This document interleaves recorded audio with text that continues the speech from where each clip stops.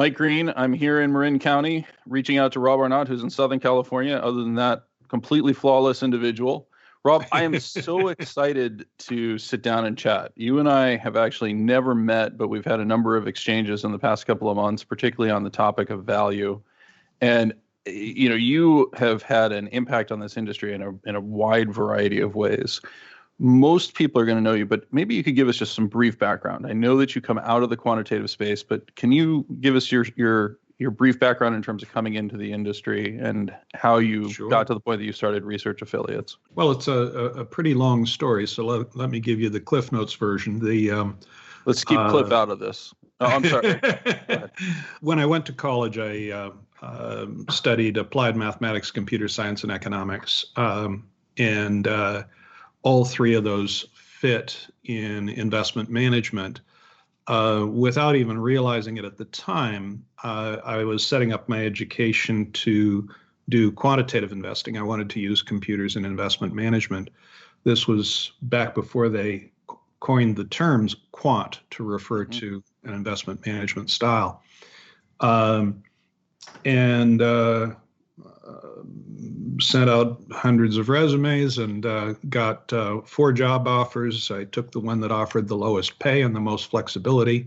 They said I could spend a day a week doing whatever research I felt like doing, which was why it was the lowest pay.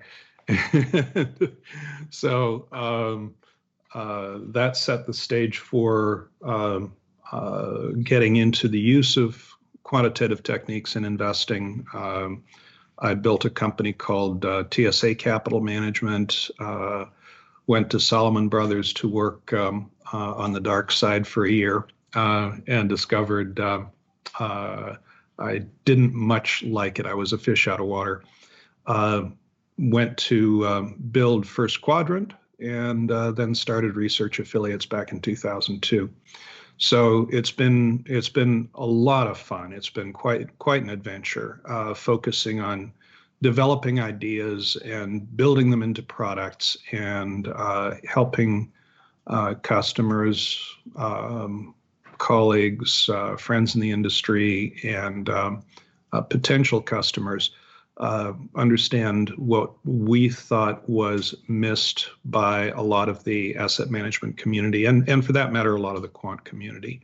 So, like I said, it's been quite an adventure. Well, you have had, that type of freedom and flexibility. You've played an incredible role, as editor of the Financial Analyst Journal, and writing numerous papers over the course of the years have certainly influenced me in terms of how I think about things.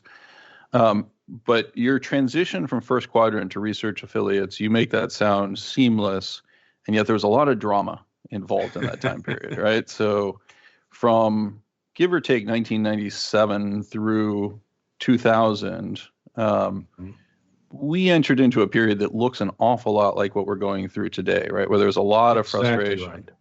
So, tell that from your perspective. What happened back then? Well, what happened was a market that became frothy, injections of capital by the central bank in the late 90s in anticipation of Y2K and other perceived threats, wound up, as it always does, making its way into the capital markets rather than the Main Street economy. And the market became frothy. We had the famous tech bubble. Anyone with a whiff of value was in trouble. I remember getting a call from the Florida State Pension Office in, I think it was April of 2000. And we ran about $3 billion for them, and they said you're underwater on a 1, 3, and 5 year basis. And I said, well, we're underwater by 40 basis points on a 5-year basis with a deep value orientation. I count that as a win in this environment. And she said, well, we don't. You're terminated. And they moved it over to an S&P index fund, saving themselves 6 basis points. So it was interesting. We went from 32 billion to 22 billion in the space of 4 months, with not with the market drop, but with client terminations right at the peak of a tech bubble. And I never thought I would see the spread between growth and value as wide as it was then ever again in my lifetime. Well, we're there. The spread between growth and value, measured by price to book value, is about 20% wider today than it was at the peak of the tech bubble. Measured on price to sales ratio or price earnings ratio, it's roughly pari passu with the peak of the tech bubble. So we're seeing that movie again. It may have a different ending than the last time, but I certainly wouldn't want to stake my career on chasing this bubble. One of my dear friends back in the last bubble, a fellow named David Gamble, ran the British Air pension fund at the time. And for years afterwards, he said the best test for choosing an asset manager is how well did they do in 1999. If they beat the market in 1999, fire them, don't hire them, because they don't have a clue how markets work. Yeah, and I share your surprise, by the way, that we are back here again. I certainly went through a similar experience. Viewers of Real Vision have probably heard the story where in February of 2000, my largest client called me the dumbest man alive. So I've harbored that for years and years. When you think about what happened there, though, you let loose what I think is an important clue, which is you were fired for an S&P index fund, right? You weren't fired for Henry Blodgett, or not Henry Blodgett, for Ryan Jacobs and the Jacobs Internet Fund or anything else. You were fired for the S&P index fund, which was a growth tilted momentum chasing active strategy as it is today. I love that you said that. So tell me what you mean by that. What does that mean to you? S&P indexation doesn't own the market. It owns a large percentage of the market, and it is capitalization weighted, or more accurately, float weighted. Now, who gets to define float? The index calculator. Who gets to define what stocks are included and what stocks are excluded? The index calculator. It's 500 stocks out of now about 3,300 publicly traded companies in the U.S. That leaves 2,800 out. Now, we wrote a paper about 2 years ago called Buying High and Selling Low with Index Funds. And it didn't get as much attention as I thought it would. It made its rounds in the indexing community, and they treated it with benign neglect. But the point of the paper was membership in a popular index is valuable. It is worth a substantial premium in valuation multiples. And that's a direct consequence of the scale of indexing. There's something on the order of 6 trillion indexed to the S&P 500 alone. And that's the known assets. That doesn't include separately managed accounts at super jumbo public pensions or sovereign wealth funds, which don't get counted because people don't know the scale there. But in any event, $6 trillion, if money moves from anything other than an index fund to an S&P index fund, you're going to be boosting exposure to those 500 and lowering exposure to the 2,800. And that puts pressure on prices. Indexers are fond of saying when we add a stock to the index, the stock doesn't move. Therefore, we aren't having any market impact. No, it moves in advance. It moves in advance because they'll announce a change in the index and then they'll say, and here's the implementation date, here's the effective date. And it might be 10 days or it might be 3 weeks. But you look at Tesla just as one example. It's the largest market cap U.S. company that's not in the S&P. Why isn't it in the S&P? Because it's never had a profitable 4 quarters. And that's a rule that, I mean, they have their rules, and they're happy to bend the rules whenever they choose. This is one they've chosen not to bend to date. And so the supposition is, as soon as they have a 4-quarter profitable run, that they get added to the index. That could be this quarter, it could be next quarter, hard to say.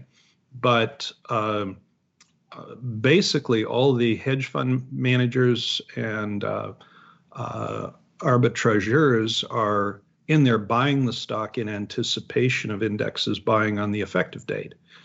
Now, how big is that? It'd be about a 1% position in the S&P. As a 1% position with 6 trillion indexed, that would mean indexers would have to move $60 billion out of their other 500 names, on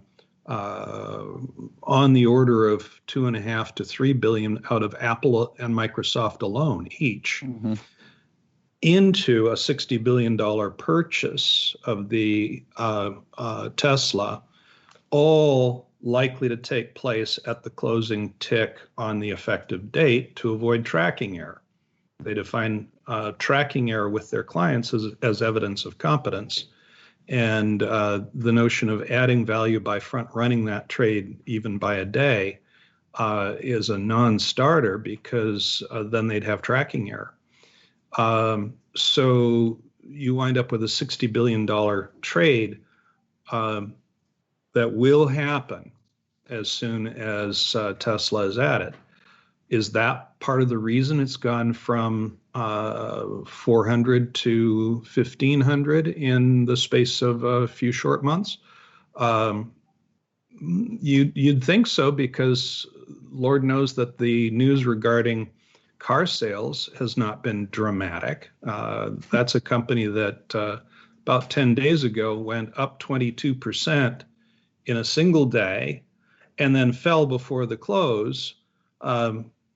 That same margin plus 3% to finish the day down 3%, an intraday swing of 40% on zero news, no news whatsoever. Well, if that's not speculation, I don't know what is.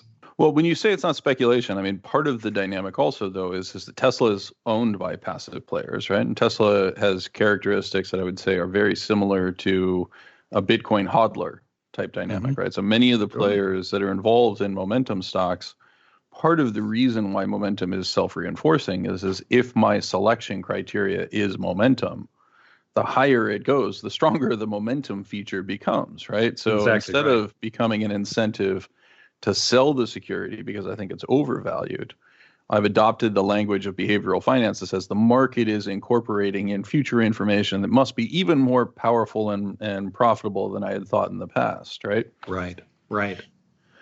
Now, you're talking tiny numbers, though, right? So, I mean, 60 billion in the context of today's markets, that's like the rounding error of what the Federal Reserve found in its SOFA last week, right? Are these big numbers? Do these actually mean something?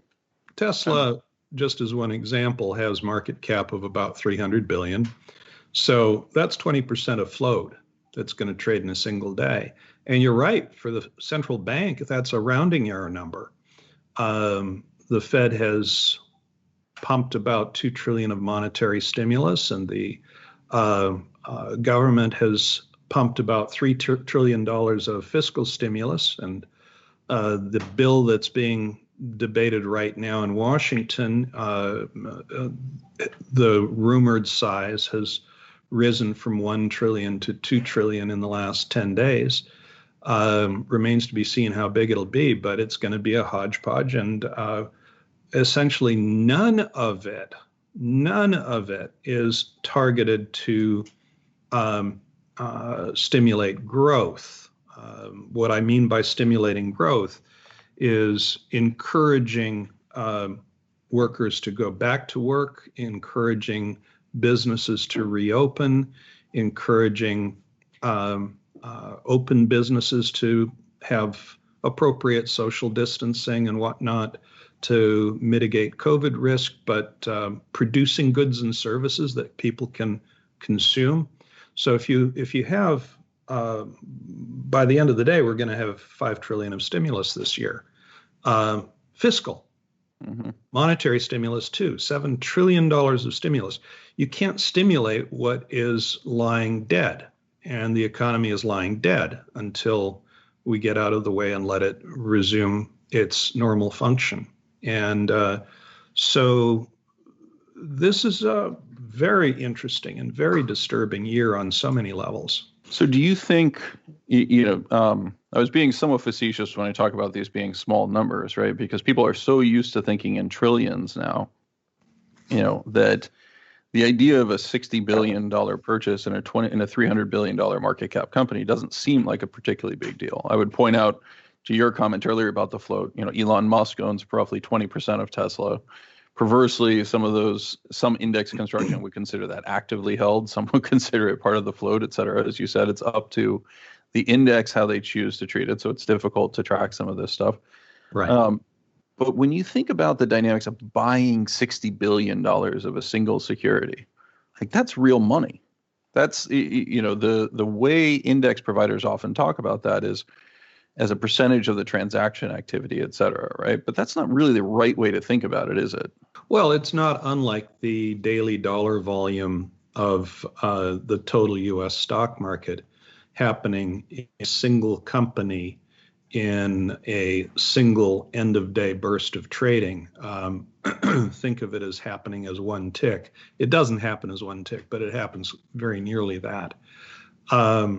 An entire day's volume in one single company, that's a big deal. That's a very big deal. Yeah, it's a really big deal. And the other component is, as you said, it doesn't happen in one tick, but the way we actually go through that process of,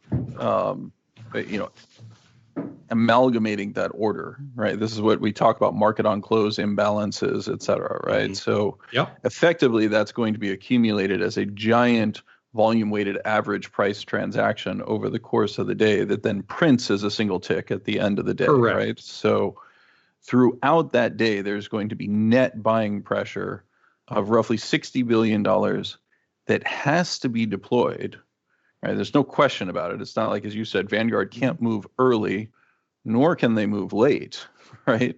Right. And so it becomes a game of chicken for those who currently hold the stock at what price they're going to sell.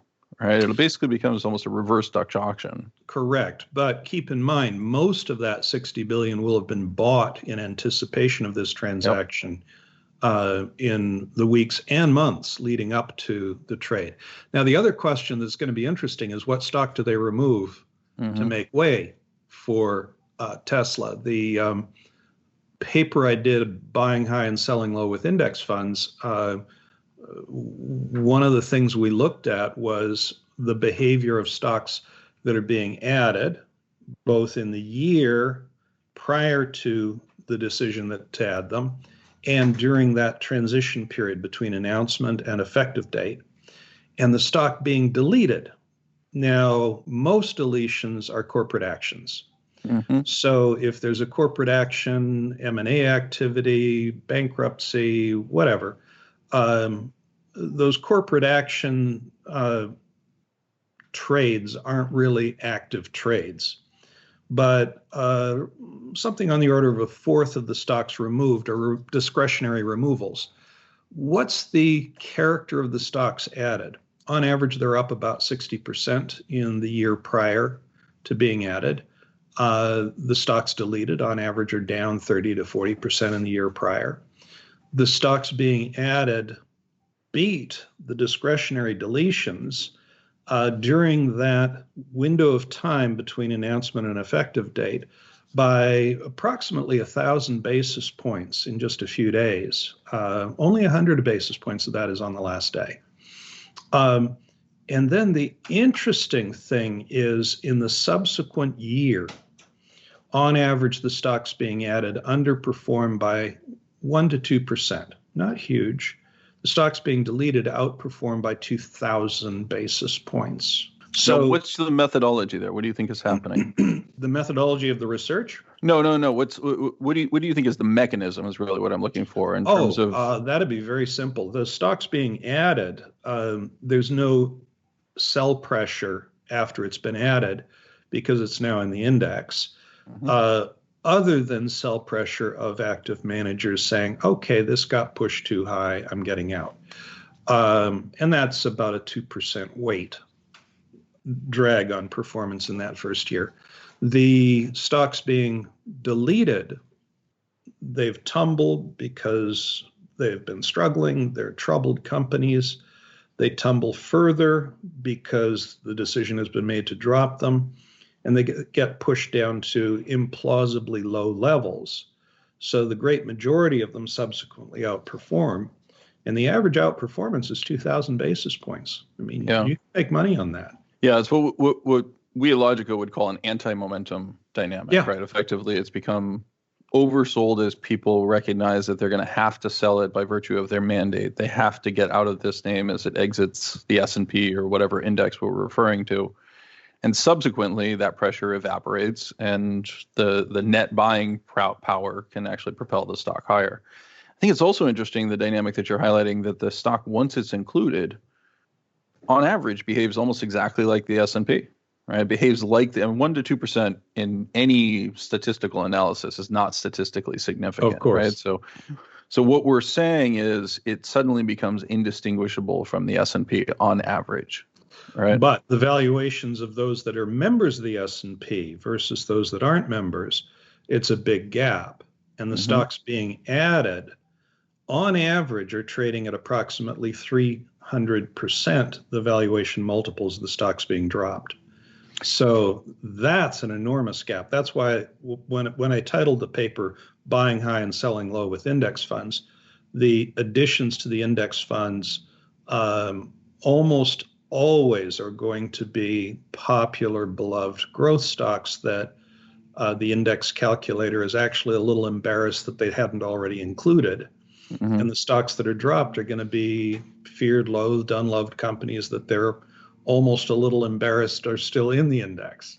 So that's one reason I describe cap-weighted indexes as growth-tilted, momentum-chasing, popularity-weighted indexes. And the chasing of momentum itself is interesting. There's this narrative in the markets that momentum works. Well, it doesn't. It doesn't. It works until it doesn't. When you get momentum rolling over, you get momentum crashes, which can be vicious. And I have yet to see anyone in the multi-factor or the momentum community acknowledge that standard momentum is underwater on a 22-year basis. If you use standard momentum, which is momentum from 12 months ago to 1 month ago, ignoring the most recent month, which often flip-flops. So that 11-month span lagged a month is the standard academic definition of momentum. And if you use standard momentum, it worked until 2001. It crashed in 2002 and 3 when the market turned. It worked until 2008, hit a new high, crashed huge in 2009, just an enormous drop, and has been struggling back since then. Net, you're underwater relative to 22 years ago. Now, anyone who's doing work in momentum investing will say, yeah, but we don't use standard momentum. Of course, nobody does. So then the question is, what kind of momentum are you using? When did you invent that kind? And how's it worked since you invented it? You'll find that the various momentum strategies, they rhyme, they behave similarly. And frequently you're looking at a back test that says, look how much better this worked than standard momentum. And yet all too often in real time, after the strategy went live, it doesn't work any better.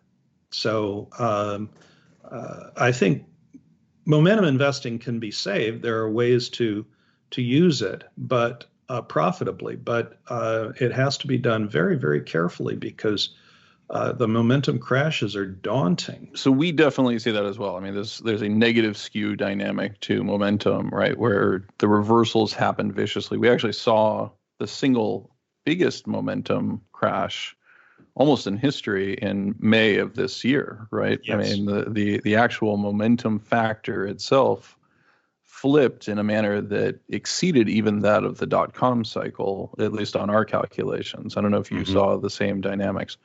But perversely, here we are, the markets are at new all-time highs, right? Yeah. So, we all know this. We all know that momentum is prone to these challenges. We all know that the index buys high, sells low. All of these things should result in underperformance, and yet we can't beat this thing. Why do you think underperformance relative to what? Okay. If one of the things that's interesting is until the late 80s, S&P would announce a change in the index after the close on a Wednesday and would say, okay, effective today's close, which already happened, thus and such stock is in the index and thus and such stock is not. The index fund managers, who are the main source of revenues for the index calculators, or a major source of revenue anyway, the index fund managers lobbied the S&P and others to, could you please pre-announce so that we don't have to subtract our trading costs from our performance. And all of a sudden, S&P index funds went from reliably lagging the published index to performing near identical to the published index. Why? Because their trading costs were absorbed by the market and then ultimately by the index fund investors when that big transaction happens at the close. That transaction happens just before the stock is added to the index. So the trading costs are don't show up as a performance drag. Now, why is it so hard to beat the index? An array of reasons. One of them is incredibly simple, and that is, if you imagine the perfect index fund, it owns the whole market. S&P doesn't, but it owns a big chunk of it. That means active managers win only if there's another active manager on the losing side of their trades. So if I want to be overweight XYZ and somebody else wants to be underweight XYZ, the market weight of XYZ is what it is. And so relative to the index, I win only if the other guy loses. And we're both incurring trading costs. So it's a modest negative sum game. So what about owning the stocks that aren't in the index because they are cheaper? Well, that doesn't work in a growth-dominated market. So when growth is beating value, the indexes are extremely hard to beat. What about what's to prevent the market from becoming a value-dominated market? Nothing except flows into index funds exacerbate that trend. So one could say that the enormous bull market in growth relative to value has at least in part been fueled by the enormous flow of capital into indexation. Well, as you know, I've made that argument very explicitly, right? Yes. So I share that view. I want to push on two separate components of it, right? So one is you've gone through a fairly exhaustive demonstration of why indexing is not passive, right? And yes. Yet we still use the language from Bill Sharp's 1991, The Arithmetic of Active Management, where we make statements like active management has to be a zero-sum game, right? Yeah. Well, that's only true in a complete market, right? It's only true if all of the securities are contained in the index. It's only true if none of the securities can be held out of the index, right? Again, insider ownership would be an example of this. Of course. Right? Private equity would be an example of this. Mm-hmm. Small private businesses, your local hardware store, your local restaurant, et cetera, theoretically are all components in a complete index, and yet they have no representation in the indices as we refer to them in public markets, right? Well, there's 30 million businesses in the U.S., most of them with 1 to 5 employees. And of the 30 million, a little over 3,000, 1 out of every 10,000 is publicly traded. So that's an enormous missing component. When you compare data on S&P earnings with the data on the total profitability of the macroeconomy, you find some very interesting things. The privately owned businesses, for example, are on average more profitable than the publicly owned businesses. Well, that makes sense. If you own a private business, you don't want to go public if your business is sufficiently profitable. You want to go public when you see some signs that the profit engine is likely slowing. Well, I think there's truth to that, but I also think that there's, these are the challenges of macroeconomics and in particular measuring that sort of stuff, right? So we, for example, in the United States just saw a dramatic revision to private savings. Yes. Right? The savings rate was revised because we suddenly did a calculation in which we said what fraction of income is coming in through the corporate sector that's actually individual income, right? We raised that. We increased the proportion that was showing up as private savings and personal income as compared to the corporate sector, right? So depending on how you calculate the profitability, do you include an implicit income that could be earned by the owner doing something else, right? Does that show up as profit, or should that be treated as a labor component? So, it becomes very challenging, but your key point that it's a crazy oversight that only 1 in 10,000 of the securities, and by the way, the extension of that is all derivatives should also be in that index, right? I mean, like we can just go on and on. And of course, you simply cannot create that index because how do you price those 30 million stocks if you want to create a pseudo stock? Well, part of the irony, of course, is that the Fed does attempt to do that when it calculates its flow of funds, right? And most people don't pay any attention to the way that's done, but it's presumed that private businesses trade at a 25% discount on a price to book basis, to go back to the metric of value, right? It's a 25% discount to what publicly traded entities are. And yet we both know that the rise of private equity and the growth of valuations in private equity has now taken many of those businesses to valuations that are over and above what we see in public markets, which creates, its own interesting dichotomy. Given all of this, why do we let indexers get away with the idea that they're passive? Why hasn't more of an outcry been raised to say, look, what we're actually assuming can't be correct? I think the reason for that is very simple. It's a nuanced concept in a macroeconomy and a narrative engine that likes bite-sized concepts. And so the concept has to be simple enough to grasp in an instant, and has to be seen as important. Mm-hmm. And the attitude is, well, if you don't like the S&P, you can go with the extended index. That, instead of owning 82% of the market, owns 96% of the market. Right. And the market that's not traded, the privately owned businesses, are irrelevant because you can't trade them.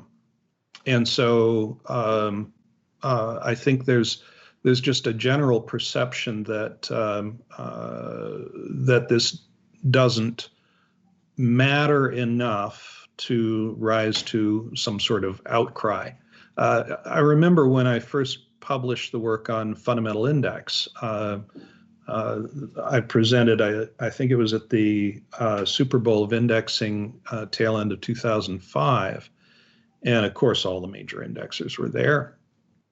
And during Q&A, I remember one guy standing up and literally trembling with rage saying, how dare you call this an index? And it's a little bit like, how dare we call that the S&P passive? It's not.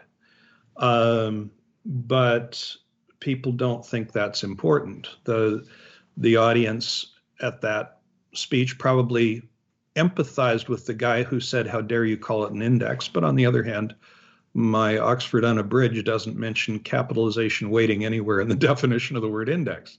Index is something that tracks something. And so you've referenced an important part of your career, introducing the idea of fundamental indexing. And so I'm going to attempt to paraphrase, and so correct me if I get anything wrong. Sure. Right? In the period up to roughly 2005, when you introduced these vehicles, all or most of the indexing was done on a cap-weighted basis, or a float-weighted basis, to be more accurate, particularly after 2004, 2005. You had a smattering of equal-weighted indexes, tiny by comparison, and you had low vol and minimum variance, but they weren't called indexes.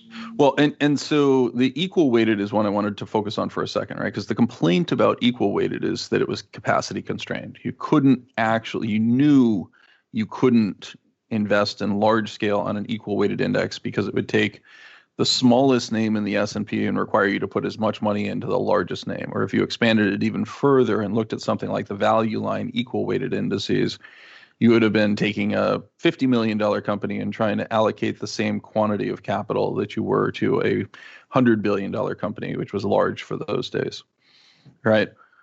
So we knew that didn't work, but you chose with the fundamentally weighted indices to tap into something slightly different, where you said, I'm going to construct an index and weight it across fundamental factors: earnings, sales, book value, and I believe dividends was the fourth factor. Correct? And so the idea was that this would give you higher exposure.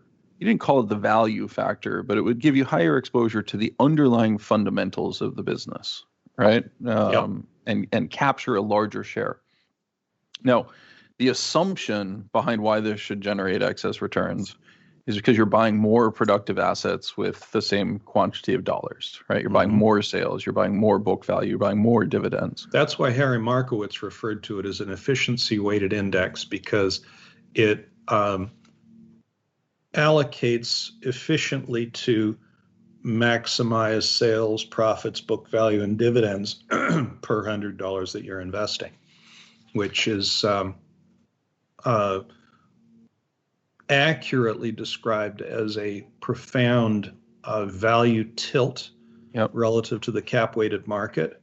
But I've always thought it was fun to play the opposite thought experiment of recognizing that the cap-weighted market has an enormous growth tilt relative to the macroeconomy, and all we're doing is mirroring the look and composition of that macroeconomy. And so you introduced this in 2005, and I have to confess, when I saw these indices, I thought it was brilliant, and I still think it's brilliant. I think it's an important innovation and recognition. But the performance has not matched what we had hoped. Why do you think that is? Firstly, you're taking stocks that are trading at a premium multiple, and you're saying, wonderful company, terrific company, well managed, well positioned for the future, great products, great leadership. It's all in the price. Its size as a business is down here. So let me say thanks for those gains and reweight it down. Another company trading at a deep discount, struggling, big headwinds, a lot of known problems, perhaps management that's not terribly competent, but it's in the price. So let's say, thank you for the deep discount. I'm going to reweight it back up because whatever is good about these companies and bad about these companies, if it's known, it's in the price. And so it's not going to help you win with these companies and lose with these companies to the extent that it's known and it's in the price. And so why not just weight them according to the size of the business? Well, that means you have a profound value tilt. So how big is that value tilt? It's a value tilt that historically almost exactly matches that of the value indexes. So Russell value has a value tilt relative to the market, which is almost identical to our value tilt relative to the market on average over time. Now, where that becomes important is you could view fundamental index as a clever repackaging of value investing, or you could view it as an economy tracking index that happens to have the same value tilt as the capitalization weighted value indexes. Now, the beauty of fundamental index is on multiple levels. One is when the market's paying a small premium for growth, we have a small value tilt. When it's paying a huge premium for growth, we have a huge value tilt. So the value tilt is dynamic. It's not dynamic for Russell 1000 value.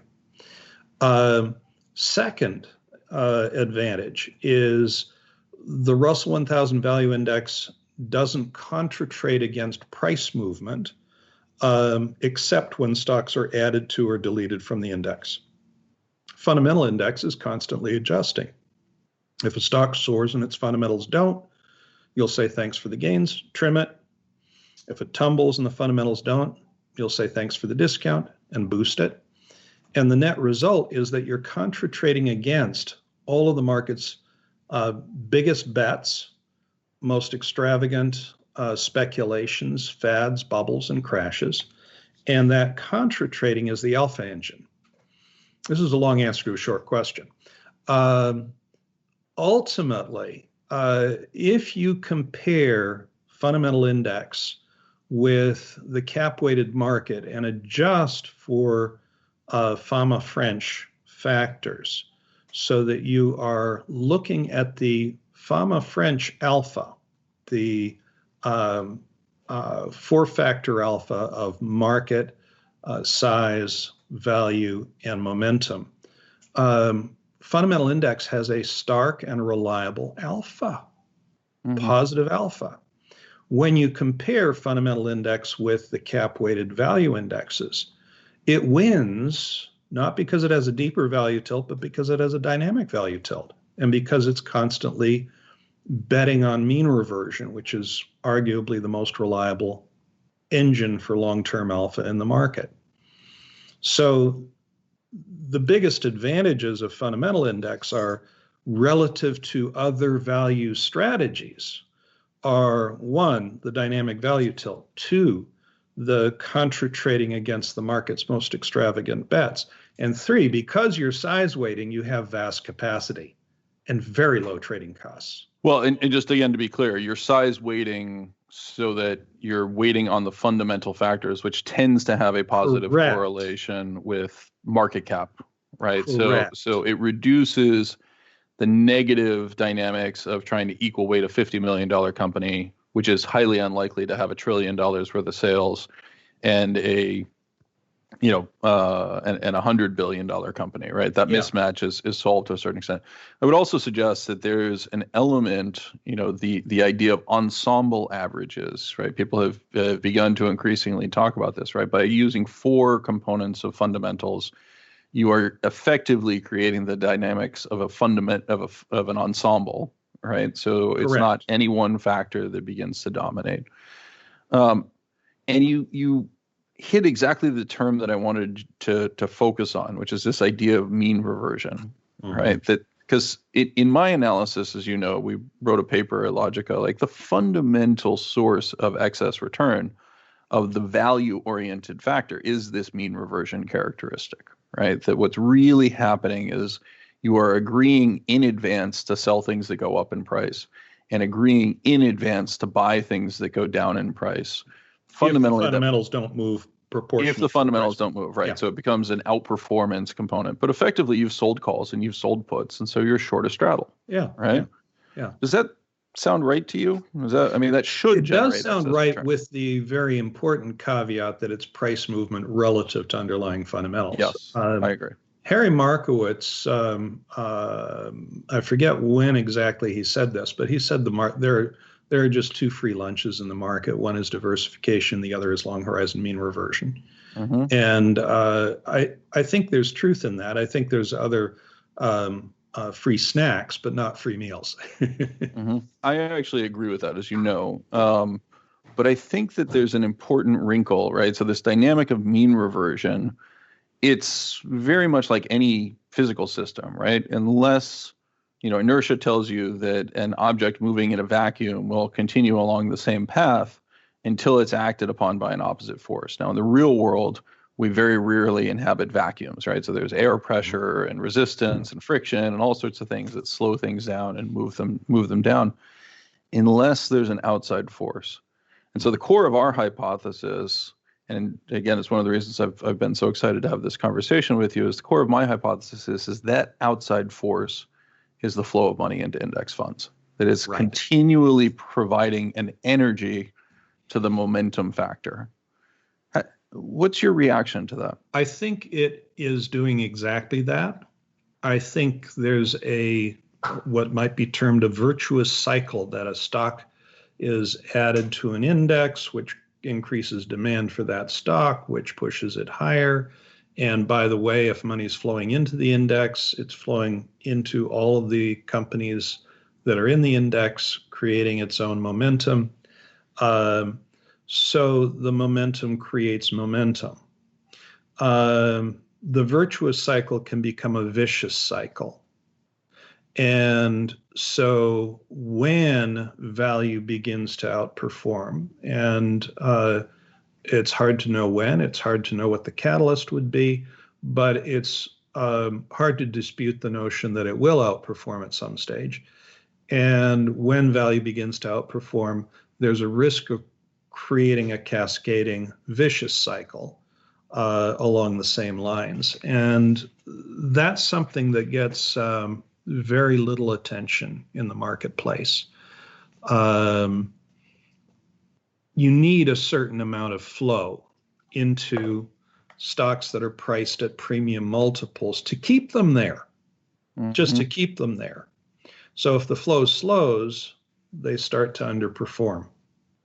And it doesn't take a big change in the flow to change that direction when the spreads in valuation get as wide as they are now. The spread between growth and value using the Fama French definition, price to book value, the 30% highest price to book against the 30% lowest price to book, these aren't the extreme outliers. This is just solid growth against solid value. Price to book value of this portfolio is 11 times the price to book value of this portfolio. It's just staggering. And how big was it at the peak of the tech bubble? 9-1. It's now 11-1. It's 20% bigger spread than we had at the peak of the tech bubble. That's something I never thought I would see again in my lifetime. So to me, it feels very understandable and predictable, though, when you start to think through the dynamics of the equation that you're referring to, right? Because if you have a feedback system, right, like we're describing, where something that goes up receives increasing purchasing, which causes it to go up more, right? You're describing a system that has curvature to it. Yes. Right? And the tools that we use for assessing manager performance, and the tools that we use for analyzing markets by and large, things like CAPM or things like alpha and beta and Sharpe, these are linear concepts, right? I mean, a Sharpe ratio, as you've heard me say over and over again, is just a function of alpha. And alpha, in turn, is just the intercept in a y equals mx plus b equation with the portfolio against the index, right? And so if you have a curved surface, that alpha is actually a convex surface, right? The positive feedback dynamics. That alpha, as measured on the systems and tools that we use, is going to shift increasingly negative. It's just math, right? And that in turn means that value managers, or those who have a value bias, get fired and they get replaced by S&P index funds or growth managers. Or growth managers, although we know that the math is fairly straightforward, that both growth and value managers, the active manager community, is under redemption. Right? Yes, it is. So I agree with you that there is an energy that is required effectively to sustain this, right? That's what people forget, is that energy has to be sustained. But Is there a way in your mind to think about what the limits to that are? We've blown past the unprecedented tech bubble dynamics, right? Mm-hmm. We now have ridiculous conversations about the unlimited growth of online X, and that these high flying companies are worth who knows what, right? We can argue it on the basis of low interest rates or various other things, but we're like right back there, right? I mean, you look at the valuations of these things and they're completely insane. Yeah.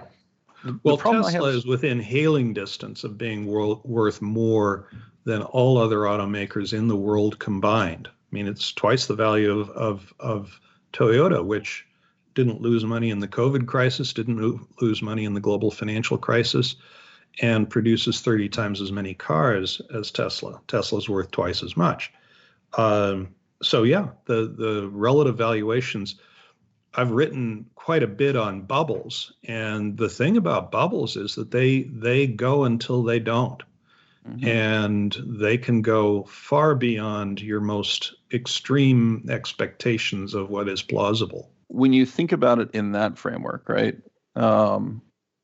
Is there a mechanism that we can solve for that gives us an idea of where this bubble ends? Because I completely agree with you. The problem that I have is, we think about passive, by my calculations, when you include the hidden components that we don't know, and these are obviously estimates, we're about 43% passive now in the markets. Sounds about right. The estimate. Sounds about right. On our calculations, the momentum factor becomes increasingly exponential in its characteristic as you move forward effectively, right? I mean, you've seen some of our analysis and you're aware, but like we come to conclusions to say the market could go up 50x relative to its underlying fundamental value and a transition to 100% passive. Now that's not going to happen because the levels of volatility are completely unachievable. Well, also think about it this way: S&P index, the S&P is about 82% of the market. Therefore, if S&P indexation is 82% of the investing community, then they have 100% of the stock in the companies that are in the index and zero of the stocks that aren't. So there are limits to scale for indexation. The limits are much below what I just described, because at some stage you wind up distorting market liquidity, creating extraordinary volatility. But it's interesting, you said 50 times. The most extreme bubble we cited in our first bubble paper was the Zimbabwe stock market during their hyperinflation. In the summer of 2008, as the hyperinflation was taking hold, the currency fell tenfold in 6 weeks, and the stock market, denominated in Zimbabwe dollars, went up 500-fold. So in US dollar terms, it went up 50-fold in 6 weeks. 6 weeks later, the currency had fallen another 100-fold, and the market fell to zero, stopped trading. Yeah. So you could have been bearish at the beginning of that 3-month stretch and said, I'm going to put a little 2% short on this Zimbabwe stock. Completely wiped out. Yeah. You would have been wiped out, even though you were correct. And therein lies the challenge of bubbles. I'm not short Tesla. I'm not short Twitter or Facebook or Netflix. I prefer not to own them because the valuations are extreme relative to plausible fundamentals, not possible fundamentals. You can paint a story in which Tesla is cheap, but it's an implausible story. It would involve growth in the coming 10 years that dwarfs the percentage growth of the past 10 years, let alone the nominal growth. For a company that actually shrank over the last year, I would tend to embrace the skepticism. But I do think that what we're talking about here is the critical component, right? Which is, if this theory is correct, right? If this idea is correct, then the markets can become increasingly disassociated from fundamentals, and those who try to bring markets back to rationality face ruin. They face ruin if they make bets that are too large. Okay. Well, so 2% doesn't seem outrageous, right? And so yet that could be, I mean, the scale of what causes ruin is hard to discern in advance. Right. The difference is upside risk is limitless, downside risk is not. So if you take on a 2% position in an asset, you could lose 2%. If you take on a 2% short, you could lose an unknown amount. Right. And so I draw a sharp distinction between choosing to not own bubble stocks and choosing to short them.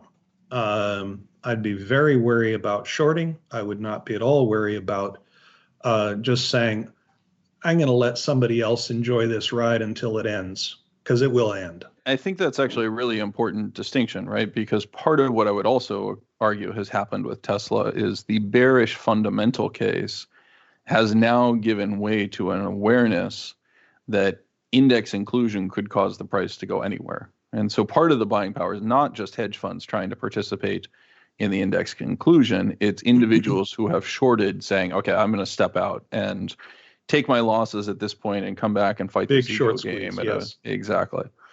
So when you see that type of dynamic, of course, it creates, I've given the analogy to we're driving in a car that has no brakes up the hills to, Mammoth or Tahoe, right? Mm-hmm. Like, who cares? There's no brakes. It doesn't matter until you crest the hill.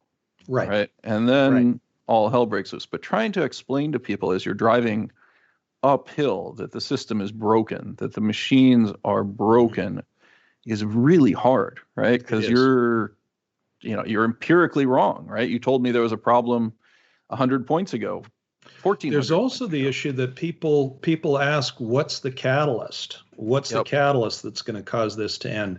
I want to stay on this upward slope as long as it lasts. Never mind that if you don't have a sell discipline, you got a problem. The notion of being on that slope as long as it lasts, if you don't have some discipline for saying, okay, enough already, this has been a great ride, I'm out, then you're going to be the one in the car on the way down with no brakes. So the issue of the catalyst becomes very interesting.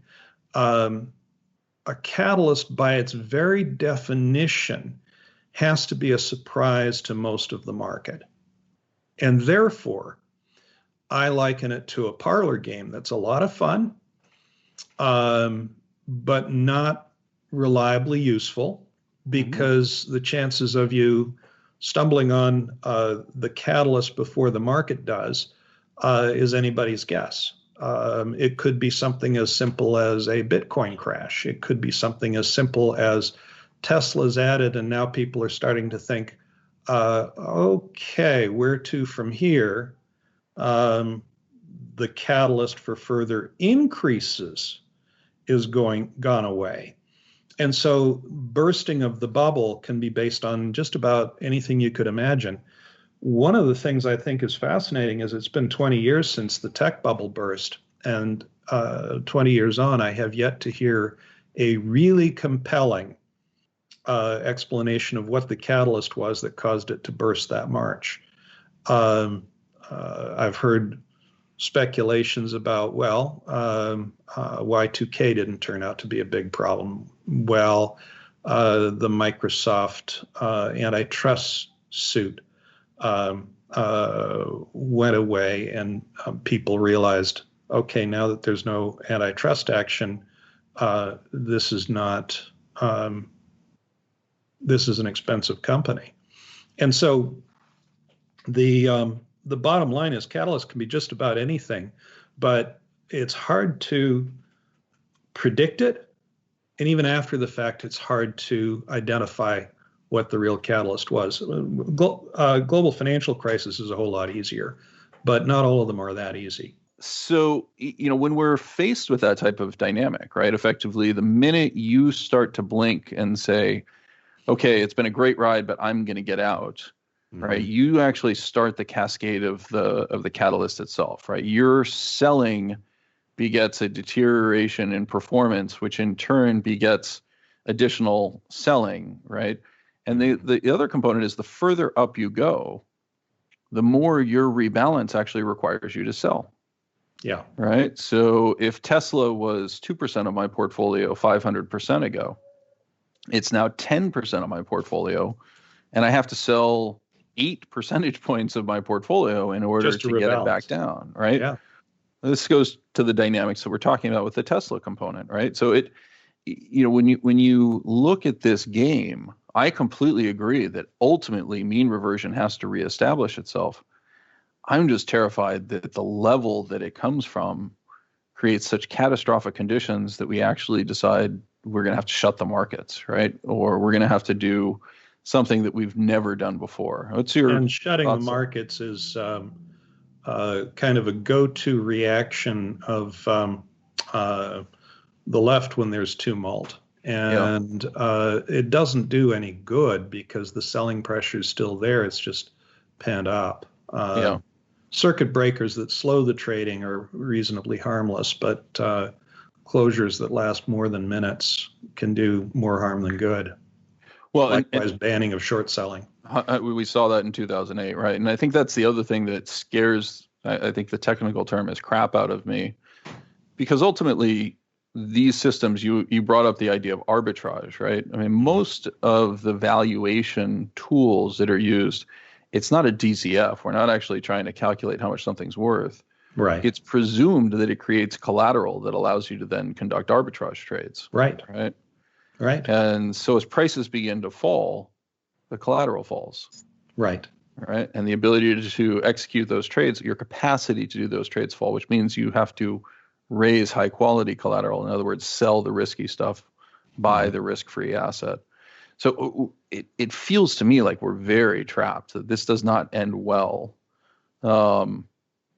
You're nodding your head. It sounds like There's so many things. We're playing multi-trillion-dollar experiments with the global macroeconomy, with the lockdowns, with the stimulus, you name it. And these are experiments, and a lot of them are predicated on, hey, we have an academic theory that things work thus and such way. Yeah. We're going to do this, and we're going to do it big. It doesn't mean that it's correct, and it doesn't mean that it's ultimately useful. I do wish politicians and economists had a Hippocratic oath, first do no harm, but they don't. And so massive experiments are done. And the risk is, as you say, it ends badly in a feedback loop that cascades. There have been so many studies done on sand on a hill and what causes small cascade, large cascade, and you can't tell the difference between what grain of sand is going to cause a cascade of a few hundred grains or a cascade of a few million grains.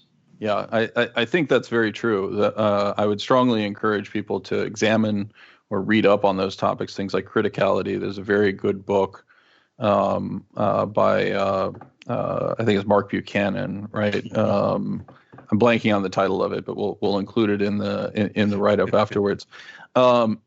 This was fantastic, Rob. You've been so generous with your time, and again, this has been fun, wide-ranging, and a lot of fun. Thank you. Oh, it's my pleasure, 100%. I would really love to do this again if we can, actually. My guess is sometime in the next 3 to 6 months, we'll want to revisit this discussion. I would enjoy that. I would really enjoy that as well. I look forward to doing it, Rob. Thank you again. By the way, if any of your viewers want to be on the distribution list for our white papers and our research, they can just go to researchaffiliates.com and have access to pretty much all of our research. We're largely an open book. I cannot strongly encourage people to do that enough. I certainly have benefited from your research and your thought leadership in the industry. Really, again, appreciate you taking the time and encourage people to check out the Research Affiliates website. Thank you so much. Thank you. Take care, Rob. Bye. Bye. If you're ready to go beyond the interview, make sure you visit realvision.com, where you can try Real Vision Plus for 30 days for just $1. We'll see you next time right here on Real Vision.